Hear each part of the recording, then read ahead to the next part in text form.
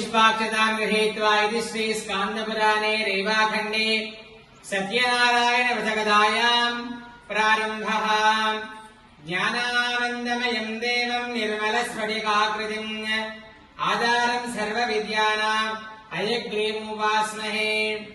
एकदा नैमिषारण्ये ऋषयः शौनकादयः प्रप्रच्छुरानदं सर्वे सूतं पौराणिकं खलु।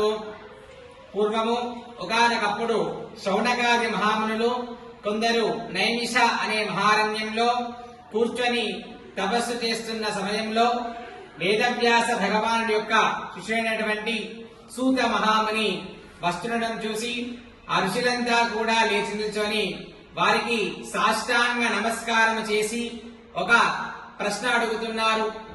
సూత మహానుభావ, ఏ వ్రతము చేసినా ఏ తపస్సు చేసినా కోరిన ఫలములన్నీ కూడా సిద్ధిస్తాయో అట్టుదానం తెలుపమని ఆ ఋషులంతా కూడా సూత మహాముని అడిగినారు. అందులకు సూత మహాముని ఇలా చెప్పసాగినారు. ఓ మునులారా, పూర్వం ఒకానొకప్పుడు మీరు నన్ను ఏ విధంగానైతే ప్రశ్న వేసినారో అదే విధముగా నారదుడు శ్రీ మహావిష్ణువును కోరగా శ్రీ మహావిష్ణువు చెప్పిన విషయాన్నంతా కూడా మీ అందరికీ చెబుతున్నాను, శ్రద్ధగా వినండి అని ఇలా చెప్పసాగినాడు.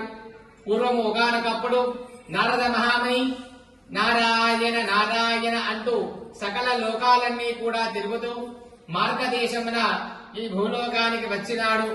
భూలోకమున మానవులు పడుతున్న కష్టాలన్నీ కూడా చూసి వీరికి కష్టాలన్నీ కూడా ఏ విధంగా తొలనే ఆలోచించుకుని విష్ణులోకానికి వెళ్ళినాడు. విష్ణులోకంలో శ్రీ మహావిష్ణువు ఎలా ఉన్నాడంటే తత్ర నారాయణం దేవం శుక్లవర్ణం శతర్భుజం శంఖ చక్ర గదా పద్మ వనమాల